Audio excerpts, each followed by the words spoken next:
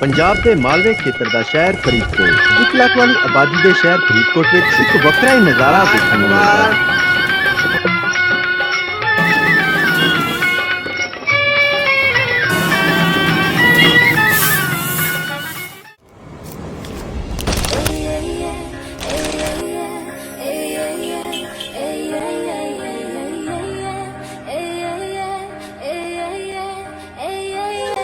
जिथे चलूंगी चलेगा नाल मेरे